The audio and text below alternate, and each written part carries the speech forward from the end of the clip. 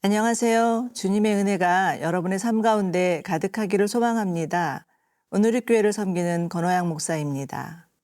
설교의 황제라고 불리우는 찰스 스펄전은 설교를 집에, 예화를 창문에 비유하였습니다.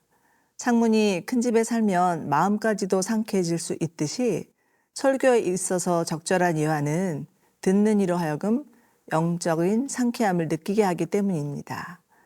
가르침의 대가였던 바울도 믿음으로 의롭게 된다는 이신칭의 이론에 대한 이해를 돕기 위해 예화를 들어 설명합니다. 예화장이라고 불리우는 로마서 4장 말씀인데요. 오늘 본문을 통해서 하나님의 말씀이 더욱 깨달아지는 은혜가 우리에게 있기를 원합니다. 로마서 4장 1에서 8절 말씀 함께 보도록 하죠. 로마서 4장 1절에서 8절 말씀입니다. 그런즉 육신으로 우리 조상인 아브라함이 무엇을 얻었다 하리요? 만일 아브라함이 행위로서 의롭다 하심을 받았으면 자랑할 것이 있으려니와 하나님 앞에서는 없느니라. 성경이 무엇을 말하느냐?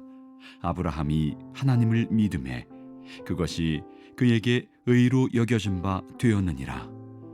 일하는 자에게는 그 삭시 은혜로 여겨지지 아니하고 보수로 여겨지거니와 일을 아니할지라도 경건하지 아니한 자를 의롭다 하시는 이를 믿는 자에게는 그의 믿음을 의로 여기시나니, 일한 것이 없이 하나님께 의로 여기심을 받는 사람의 복에 대하여 다윗이 말한 바, 불법이 사함을 받고 죄가 가려짐을 받는 사람들은 복이 있고 주께서 그 죄를 인정하지 아니하실 사람은 복이 있도다 함과 같으니라.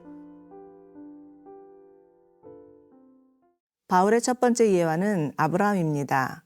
아브라함은 유대인들에게나 그리스도인들에게 믿음의 조상으로 불리우는 인물이었죠. 그렇다면 어떻게 하여서 아브라함이 믿음의 조상이 된 것일까요? 1절과 2절입니다. 그런즉 육신으로 우리 조상인 아브라함이 무엇을 얻었다 하리요? 만일 아브라함이 행위로서 의롭다 하심을 받았다면 자랑할 것이 있으려니와 하나님 앞에서는 없느니라. 아브라함은 매우 훌륭한 인물이었지만 처음부터는 아니었습니다. 우리가 잘 알다시피 자신의 생명이 위태로울까 봐 아내를 누이라 속이는 치졸한 일도 행하였고요. 하나님의 약속을 기다리지 못해서 조급함 때문에 실수를 저지르기도 합니다. 그러기에 아브라함 역시 행위로 의롭다 여김을 받을 수 있는 사람은 아니었죠. 3절 보시겠습니다. 성경이 무엇을 말하느냐? 아브라함이 하나님을 믿음에 그것이 그에게 의로 여겨진 바 되었느니라. 창세기 15장을 보면 아브라함이 하나님의 명령을 받고 떠난 지 10년이 지난 어느 날 하나님께서 아브라함에게 나타나십니다. 하나님께서 아브라함이 고향을 떠날 때 주신 약속의 말씀은 땅과 후손과 복에 대한 말씀이었죠.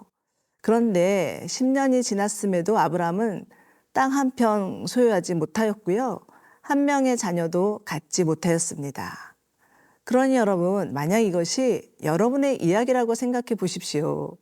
하나님의 약속을 믿고 온 가족을 데리고 무작정 떠났는데 10년이 지나도록 감감무소식이라면 어떻겠습니까? 그런데 바로 그때 하나님이 아브라함을 찾아오셔서 두려워하지 말아라. 나는 내 방패요. 너의 지극히 큰 상급이라 말씀하여 주시는데 아무것도 주지 않으시면서 이렇게 말씀하셨을 때 그 심정은 어땠을까요? 아브라함은 주께서 내게 씨를 주지 않으셨으니까 내 집에서 길린 자나 내 상속자가 될 것입니다. 라고 마치 삐진 듯이 말을 합니다. 그렇지만 하나님은 아브라함의 손을 잡고 밖으로 데리고 나가셔서 하늘의 무뼈를 보이시면서 하늘을 우러러 무뼈를 셀 수 있나 보아라. 내 몸에서 날 자가 내 상속자가 되리라. 이렇게 하시는 것입니다. 말로 해서 안 믿으니 시청과 교육이라도 시켜주시는 것일까요? 그런데 이때 아브라함이 하나님께 보인 반응이 놀랍습니다. 창세기 15장 6절인데요. 아브라함이 여호와를 믿으니 여호와께서 이를 그의 의로 여기시고 라는 말씀이 나오죠.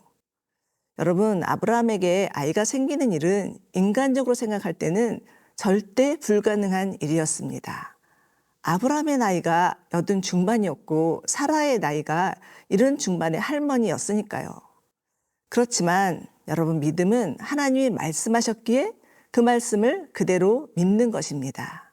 자신의 생각이나 경험이나 상식을 내려놓고 하나님의 말씀이 가장 옳고 선함을 인정하는 것이죠. 그러므로 믿음은 자기 포기라 할 수 있습니다. 나를 완전히 포기하고 하나님 앞에 굴복하는 것이 믿음이고요. 이 절대적인 믿음만이 우리를 의롭게 합니다. 사랑하는 여러분, 지금 하나님 앞에서 씨름하고 있는 것이 무엇입니까? 만일 그것이 하나님의 말씀에 위배되는 것이라면 하루라도 속히 내려놓으시고 하나님의 말씀을 믿는 믿음으로 사시기를 바랍니다.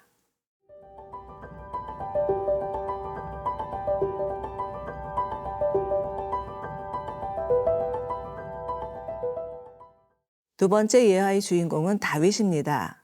먼저 4절에서는 일하는 자에게는 그 삭시 은혜로 여겨지지 아니하고 보수로 여겨지거니와 라고 하면서 우리가 중요하게 생각하고 있는 봉급 이야기를 언급합니다. 여러분, 직장을 다니는 사람이라면 누구나 자신이 일한 만큼 보수를 받는 것이 당연하지만 일도 하지 않고 보수를 받게 된다면 그것은 은혜로 여길 수밖에 없겠죠. 다윗은 일한 것이 없이 하나님께 의로 여기심을 받는 사람의 복에 대해서 말합니다. 그 내용이 7절과 8절인데요. 불법이 사함을 받고 죄가 가리워짐을 받은 사람들은 복이 있고 주께서 그 죄를 인정하지 아니하실 사람은 복이 있도다. 다윗의 간증이라고도 할 수 있겠죠. 불법이 사함을 받고라는 표현은 불법을 저질렀음에도 불구하고 하나님께 사함을 받은 복에 대한 체험입니다. 다윗은 참으로 하나님을 사랑하고 하나님의 말씀을 사모하는 사람이었죠. 그러나 그 또한 우리와 같이 몸과 마음이 타락한 죄인에 불과하였기 때문에 간음을 저질렀을 뿐만 아니라 자신의 사랑하는 부하를 죽이는 살인죄를 저지릅니다.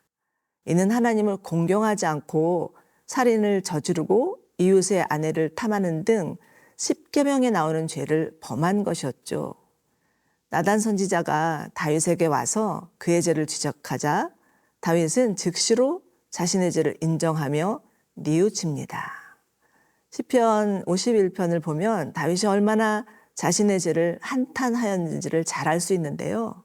그리고는 하나님으로부터 놀라운 선언을 듣습니다. 그의 죄가 가리워졌다는 것이죠. 하나님께서 그의 죄를 가리워 주신 것입니다. 여러분, 누가 다윗을 죄에서 구할 수 있었던 걸까요? 다윗의 노력이었나요? 눈물이었나요? 아닙니다. 그는 자신의 눈물로 자신의 죄를 단 한 톨도 살 수 없었습니다. 오직 하나님의 은혜로 그의 죄가 가리워진 것이죠. 사랑하는 여러분, 우리가 지은 죄는 그 어떠한 행위로도 가릴 수 없습니다. 자신의 죄를 덮기 위해서 머리를 풀어헤치고 석고대죄를 한다 해도 가리워지지 않습니다. 오히려 마음의 괴로움만 더할 뿐이죠. 그러나 예수께서 우리를 대신하여서 십자가에 피 흘려 주셨고 이를 믿는 자들에게는 죄사함의 은혜를 누릴 수 있습니다. 우리의 죄가 아무리 주홍빛 같다 해도 예수 그리스도의 보혈로 인해 눈처럼 희게 되는 것이죠. 그러니 여전히 우리 안에는 죄성이 있고 과거와 현재에 지은 죄가 무겁다 해도 다시금 눈을 들어서 십자가를 바라보아야 합니다. 십자가만이 우리를 살릴 수 있는 능력이요, 우리를 살게 하는 지혜입니다. 그리고 그 십자가 안에는 하나님의 한량없는 사랑이 있습니다. 그러므로 이 십자가의 사랑을 깨달은 자는 결코 자신의 의로운 행위를 자랑하거나 남을 정죄하지 않습니다. 자신이 깨달은 은혜의 복음으로 사람들을 대하고 이를 전하게 되는 것이죠. 바라기는 아브라함이 깨닫고 다윗이 깨달은 복음의 이 귀한 비밀을 우리도 알아갈 수 있기를 원하고 만나는 이들에게 전할 수 있기를 원합니다. 그리고 오직 예수 그리스도를 믿는 믿음으로만 의롭게 여겨주실 하나님께 감사하는 나날이 되시기를 축원합니다.